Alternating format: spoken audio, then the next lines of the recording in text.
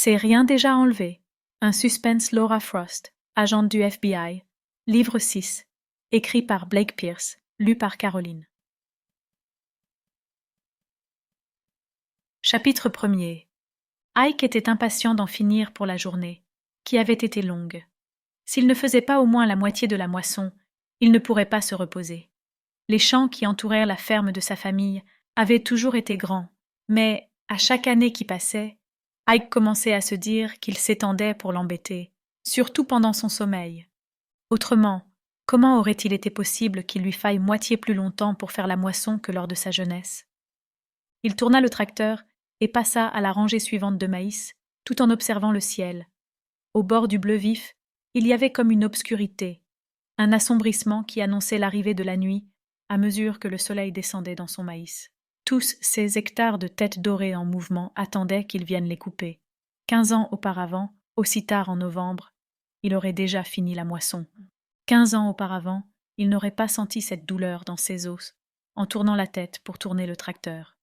Il tourna le cou de côté pour se débarrasser de ce torticolis qui refusait de passer. C'était peut-être le lit. Depuis combien de temps avait-il le matelas? Quand l'épouse d'Ike montait dessus, il s'enfonçait et « C'est quoi ça ?» Alors qu'il tournait la tête de gauche à droite, il avait aperçu quelque chose dans le maïs, quelque chose d'anormal. C'était petit, mais il regarda à nouveau et, oui, c'était bien là. Une zone de tige cassée qui semblait mener au bord du champ. Maintenant, il la voyait. Merde. Ike éteignit le moteur, sortit de la cabine du tracteur et sauta par terre. L'impact lui secoua les os comme il semblait toujours le faire ces derniers temps. Aucune importance. Il n'allait pas permettre que de foutus étudiants utilisent son maïs pour y créer un foutu canular, comme des agroglyphes qu'ils mettraient sur FaceTube ou sur la dernière plateforme à la mode. Il semblait que les dégâts en soient à leur début. Il n'avait pas dû entendre approcher le tracteur. Il traversa le maïs d'un pas lourd en l'écartant sans difficulté pour circuler dans les voies situées entre les rangées qu'il avait plantées lui-même. Ce putain de gosse, il allait leur foutre une sacrée trouille. Devant lui, il voyait l'endroit où commençaient les tiges cassées. Il avait vu ces choses-là de nombreuses fois au cours des années. Les gamins se trouvaient drôles. Cette fois, se jura-t-il, ils allaient se prendre un bon coup de pied au derrière, et jamais le shérif ne l'arrêterait pour. Ike s'arrêta brusquement. Il venait d'atteindre l'ouverture dans le maïs, et ne voyait qu'une autre personne. Elle était allongée face contre terre. Autour d'elle, les tiges étaient piétinées et aplaties. Au bout d'un moment, pendant lequel la personne allongée par terre ne bougea pas, Ike se précipita vers elle. Il avait oublié sa colère. Elle avait disparu dès qu'il avait vu le corps, le sang sur les tiges. Il se laissa tomber maladroitement à genoux à côté de la personne, un homme, comme il le voyait maintenant, en essayant de ne pas tenir compte de la douleur qu'il avait au genou gauche depuis qu'il était tombé quelques années auparavant. Ike tendit un bras pour toucher l'homme à l'épaule. Il voulait le soulever, juste assez pour voir son visage.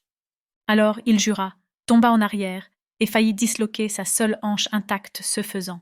Soudain, l'air lui parut plus froid et les cris des oiseaux qui volaient au-dessus plus menaçants. Ike jura à nouveau et regarda rapidement autour de lui. Quoi qu'il soit arrivé ici, il ne voulait pas être impliqué. Pourtant, ce corps était déjà sur 16 terres et Ike était descendu du tracteur pour regarder. Il était à l'air libre, exposé. Ike jura une 3e fois et se releva comme il put. Les mains éraflées par le maïs, il fit le trajet inverse entre les pieds. Au moins, il connaissait le chemin. Il n'allait pas se perdre dans le maïs comme un gars de la ville. Atteignant le tracteur, il se hissa jusqu'au siège et claqua la portière derrière lui.